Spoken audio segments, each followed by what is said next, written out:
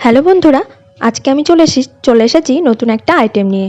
তো অনেক তো হলো চিলি পনির, চিলি চিকেন, সোয়া চিকেন, মাটন, চিকেন কষা প্রচুর করে রান্না তোমাদের দেখানো হয়েছে। তো আজকে আমি ওইগুলোর সাথেই যেটা যেটা খাওয়া চলে তো সেইটার রেসিপি চলো দেখে নিই। তো এদিকে দেখো আমি সবজিগুলো কেটে নিয়েছি। এখানে আছে গাজর, ক্যাপসিকাম, বিনস, তারপরে হচ্ছে ফুলকপি, মটরশুঁটিও দিতে পারো। আর এদিকে রয়েছে ড্রাই ফ্রুট, কিশমিশ, আর তোমার কি বলে এটা, বাদাম।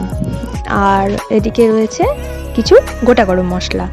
তো এগুলোকে দিয়ে আমি চাল বিরিয়ানি বলো বা ফ্রাইড রাইসের যে চাল, তো সেইটার ভাতটা করে রেখেছি। আর অবশ্যই ওই ভাতের মধ্যে একটু সর্ষের তেল আর লবণ দিয়ে সেই ভাতটাকে করবে, আর তার মধ্যে ওই গোটা গরম মশলাগুলো দিয়ে দিবে। দিয়ে 80% ডান হলে তবেই নামিয়ে সেটাকে একটা ছড়ানো থালার মধ্যে রেখে দিবে, যাতে করে তোমার ভাতটা একটু ঝরঝরে টাইপের থাকে। আর অন্যদিকে দেখো আমি এদিকে কড়াইতে ঘি গরম করে নিয়ে তাতে আমি সেই সবজিগুলো ভেজে নিচ্ছি। তো বেশ কিছুটা ভেজে নিয়ে তোমরা পরিমাণ অনুযায়ী সবজি নেবে, এগুলো বলার কিছু নেই। তোমরা সবাই জানো যে সবজিটা সবসময় আন্দাজ মতোই নিতে হয়। সবজিটা নিলাম। আর তোমরা হচ্ছে কড়াই ছোট থাকলে সেটা দুবারে রান্না করবে, কড়াই যদি একটু বড় হয় তো তোমরা সেটা একবারেই করতে পারো। আমি এখানে দুবারে রান্না করেছিলাম, তোমাদের সেটা দেখানো হয়নি, একবারেই আমি দেখালাম। তো কিছুটা সবজি নিয়ে আমি এইভাবে একটু হালকা লবণ দিয়ে ভেজে নিচ্ছি। এখানটায় হলুদ ইউজ করবো না, তোমরা চাইলে করতে পারো, তবে আমার মতে বলে যে এখানটায় হচ্ছে আজকে ফ্রাইড রাইস, তো ফ্রাইড রাইসটা হলুদ ছাড়াই ভালো লাগে। আর এদিকে গোটা গরম মশলা কিছুটা দিয়ে দিলাম। ওদিকে আমি যেহেতু ভাতেও দিয়েছি তাই সামান্য দিলেও চলবে, না দিলেও চলবে, আমি অ্যাড করেছি। তোমরা তোমাদের ইচ্ছে মতো করতেও পারো, নাও করতে পারো। তো দেখো পুরো সবজিটাকে আমি ভেজে নিচ্ছি।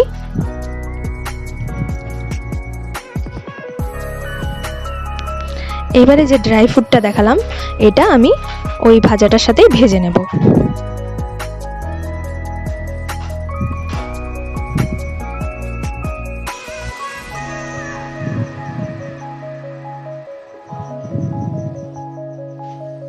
দেখো খুব ভালো করে আমি লাল লাল করে ভেজে নেব, যাতে সেদ্ধটাও হয়ে যায় আর ভাজাটাও কমপ্লিট হয়ে যায়। এবারে ওই ভাজাটার মধ্যে আমি অ্যাড করে দিচ্ছি যে ঝরঝরে করে রাখা ভাতটা, সেই ভাতটা। এবার এটাকে জাস্ট ফ্রাই, এমন কিছু কঠিন না।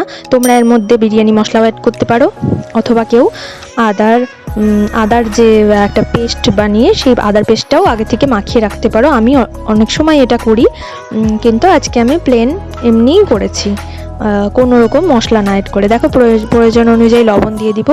আবারও ভাজবো ভাতটা খুব ভালো করে ভেজে নিতে হবে। খুব আস্তে আস্তে খুন্তি নাড়িয়ে আমাকে সমস্তটা মিশিয়ে নিতে হবে। মোট কথা ভাজাটা তো হচ্ছে পরে, আবারও পরে কিন্তু অ্যাড করে দিতে হবে বেশ কিছুটা ঘি। আর এদিকে আমি দিয়ে দিলাম চিনিটা তোমরা যে ব্লেন্ডারে ব্লেন্ড করে পিষে নিয়েও তোমরা ইউজ করতে পারো। আমি বেসিক্যালি যখন আমি পোলাও রান্না করি তো তাতে আমি ওইভাবেই অ্যাড করি। তো এখানে সেটা করবার দরকার নেই, যেহেতু এটা ফ্রাইড রাইস হচ্ছে, বেশ কিছুক্ষণ টাইম ধরে ভাজবো, তো যে কারণে আমি গোটা চিনি দিলাম। দেখো ফাইনালি আমার এটা ডান হয়ে গেছে। তো লুকটা এরকম এসেছে, আর খেতেও অস্বাভাবিক সুন্দর হয়েছিল। তোমরা বাড়িতে অবশ্যই ট্রাই করো। আর কি বলবো, তোমাদের ভালো লাগলে লাইক, শেয়ার, সাবস্ক্রাইব করে দিও। আর দেখা হবে পরের কোনো ভিডিওতে। টাটা।